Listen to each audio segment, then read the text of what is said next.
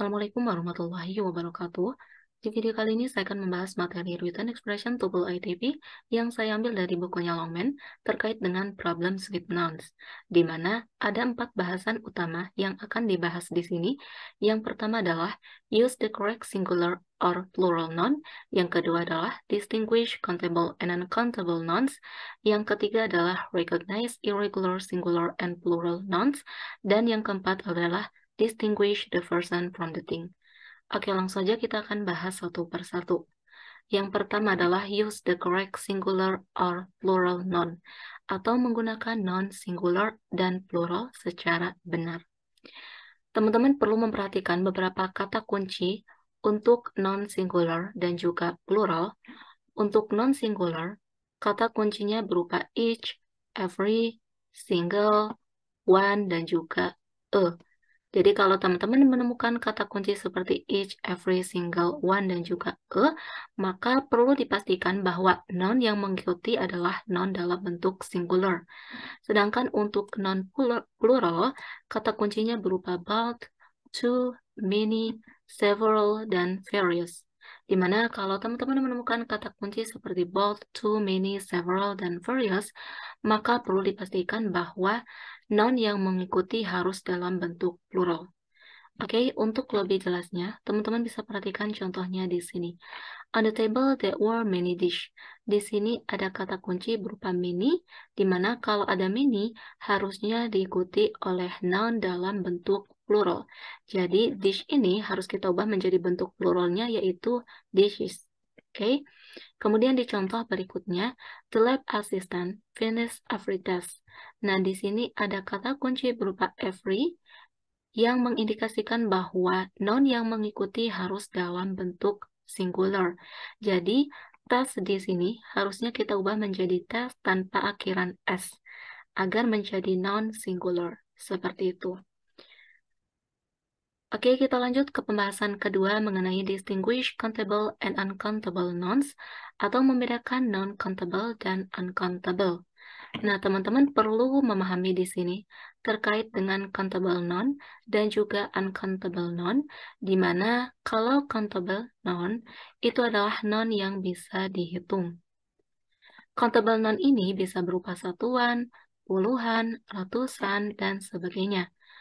Notebook misalnya adalah salah satu contoh countable noun karena kita bisa menghitungnya. Oke, sedangkan uncountable noun adalah noun yang tidak bisa dihitung karena berada dalam situasi yang jumlah ataupun masanya tidak bisa ditentukan. Contohnya adalah milk dan happiness. Kemudian uncountable noun seringkali berupa hal-hal yang sifatnya cair atau liquid seperti water, oil, ataupun shampoo. Uncountable noun juga mengacu pada hal-hal yang sifatnya abstrak, seperti security, excitement, ataupun hope. Seperti itu. Nah, ada beberapa kata kunci untuk non-countable dan uncountable yang bisa teman-teman perhatikan di sini. Jadi, kalau untuk non-countable, kata kuncinya berupa many, number, few, dan juga fewer. Jadi kalau teman-teman menemukan kata kunci seperti many, number, few, dan fewer, maka harus diikuti oleh non-countable. Sedangkan untuk non-uncountable, kata kuncinya berupa much, amount, dan little, serta less. Oke, jadi kalau teman-teman menemukan kata kunci seperti much, amount, little, dan juga less, maka perlu dipastikan bahwa noun yang mengikuti harus bentuk uncountable noun. Oke, untuk lebih jelasnya teman-teman bisa perhatikan contohnya di sini. He has seen much foreign films. Di sini ada films yang merupakan yang merupakan countable noun atau noun yang bisa dihitung. Sehingga much di sini salah ya, harusnya kita ubah menjadi many agar menjadi benar. Kemudian di contoh berikutnya, he didn't have many fun at the movies. Di sini ada fun yang merupakan uncountable noun atau noun yang tidak bisa dihitung.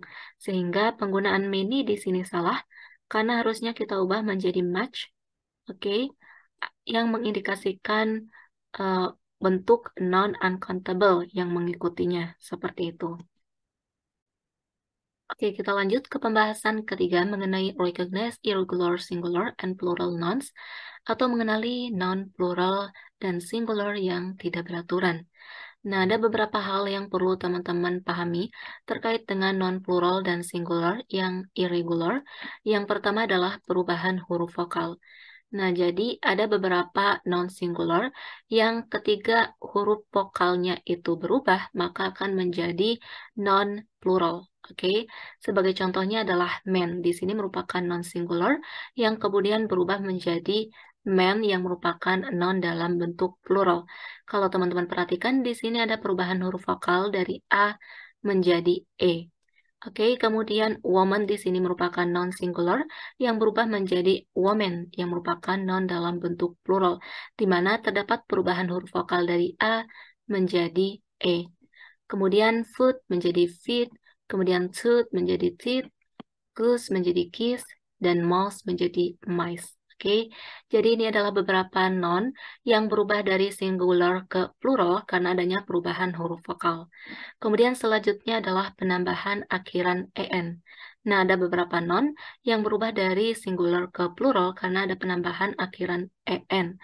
Sebagai contoh, child di sini merupakan non dalam bentuk singular yang kemudian berubah menjadi non pluralnya yaitu children, di mana di sini terdapat penambahan akhiran en. Ya, selanjutnya ox menjadi accent kayak gini. Kemudian yang ketiga adalah sama seperti singular. Jadi ada beberapa non-plural yang sama seperti singular, seperti deer. Ini kan non-singular dan juga pluralnya tetap deer. Kemudian fish juga tetap fish. Kemudian salmon juga tetap menjadi salmon. Kemudian sheep menjadi sheep. Kemudian trout tetap menjadi trout. Jadi itu adalah beberapa non yang pluralnya itu sama seperti singular. Kemudian yang keempat adalah non-singular yang berakhiran is akan menjadi non-plural ketika berakhiran es. Oke, sebagai contoh analysis di sini merupakan non dalam bentuk singular yang berubah menjadi analysis yang berakhiran es, di mana ini merupakan bentuk non-plural. Kemudian axis ini merupakan non-singular yang berubah menjadi non-pluralnya yaitu axis. Terdapat perubahan akhiran is menjadi S, kayak gitu. Kemudian crisis menjadi crisis, diagnosis menjadi diagnosis, hypothesis menjadi hypothesis, parenthesis menjadi parenthesis, synthesis menjadi synthesis, dan thesis menjadi thesis. Ini adalah beberapa non yang berubah dari singular ke pluralnya, di mana terjadi perubahan akhiran is menjadi S. Kemudian yang kelima adalah berakhiran A. Oke, jadi ada beberapa non yang berubah menjadi non-plural ketika berakhiran A. Sebagai contoh, bacterium ini merupakan non dalam bentuk singular yang kemudian menjadi non-pluralnya yaitu bacteria. Oke, jadi ada berakhiran A di sini yang mengindikasikan bentuk plural. Kemudian curriculum menjadi curricula, kemudian datum menjadi data, kemudian phenomenon menjadi phenomena, kemudian criterion menjadi criteria. Seperti itu. Kemudian yang terakhir adalah berakhiran us menjadi berakhiran i. Sebagai contoh, alumnus di sini merupakan bentuk non-singular yang berubah menjadi alumni yang merupakan bentuk non-pluralnya. Kemudian bacillus menjadi bacilli, kemudian cactus menjadi cacti, kemudian fungus menjadi fungi, kemudian nucleus menjadi nuclei, kemudian radius menjadi radii, kemudian stimulus menjadi stimuli, dan syllabus menjadi syllabi. Itu adalah non yang berakhiran us menjadi berakhiran i, di mana mengindikasikan perubahan dari non-singular ke plural. Oke, jadi ini adalah hal-hal yang perlu teman-teman pahami terkait dengan non-plural dan singular yang sifatnya tidak beraturan. Oke, kemudian kita beralih ke pembahasan terakhir mengenai distinguish the person from the thing atau membedakan non-person dari non-thing. Oke, jadi ada beberapa non di dalam bahasa Inggris yang bisa mengacu pada kata orang, person, ataupun kata benda, thing. Oke, untuk lebih jelasnya, teman-teman bisa perhatikan contohnya di sini. Ralph Nader is an authorization in the field of consumer affairs. Nah, kalau teman-teman perhatikan, Ralph Nader ini adalah seseorang, sehingga penggunaan authorization yang merupakan bentuk noun yang mengacu pada kata benda atau thing ini salah, karena harusnya kita ubah menjadi noun yang mengacu pada kata orang atau person, yaitu authority. Sedangkan di contoh berikutnya, there are many job opportunities in accountant. Di sini accountant yang merujuk pada kata benda thing, pada kata orang person, harusnya kita ubah menjadi noun yang mengacu pada kata benda thing, menjadi accounting, seperti ini. Oke, kita lanjut ke latihan soal. Untuk soal nomor 1, as a compilation of useful details, a weekly magazine commend itself in several respects. Nah, untuk soal nomor 1 ini, struktur yang salah terdapat pada jawaban yang D. Kenapa jawaban D ini salah? Karena di sini ada kata kunci berupa several, di mana kalau ada several, maka harus diikuti oleh noun dalam bentuk plural. Jadi, respect di sini harusnya kita ubah menjadi respects dengan adanya akhiran S yang mengindikasikan bentuk non-plural. Oke, kemudian untuk soal nomor 2, through aquaculture or fish farming, more than 500 million tons of fish are produced each year. Nah, untuk soal nomor 2 ini struktur yang salah terdapat pada jawaban yang D, karena di sini ada kata kunci berupa each, di mana kalau ada each maka harus diikuti oleh noun dalam bentuk singular. Sehingga years di sini harusnya kita ubah menjadi year tanpa akhiran S, sehingga menjadi noun singular. Kemudian untuk soal nomor 3, the legal system has much safeguards to protect the right of a defendant to an impartial jury. Nah, untuk soal nomor 3 ini struktur yang salah terdapat pada jawaban yang A, karena di sini ada kata kunci berupa safeguards yang merupakan non-countable, di mana kalau non-countable, maka much ini harusnya kita ubah menjadi many. Seperti itu ya. Oke, kita lanjut ke soal nomor 4. The mystery bookstore was largely a phenomena of the last decade. Nah, untuk soal nomor 4 ini, struktur yang salah terdapat pada jawaban yang C. Kenapa jawaban C ini salah? Karena di sini ada kata kunci berupa E, di mana kalau ada kata kunci berupa E, maka harus diikuti oleh non-singular. Jadi, fenomena ini kita harusnya ubah menjadi non-singularnya, yaitu phenomenon.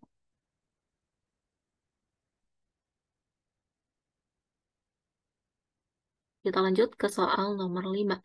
The Song of Hiawatha by Longfellow tells the story of the Indian heroism who married Minnehaha.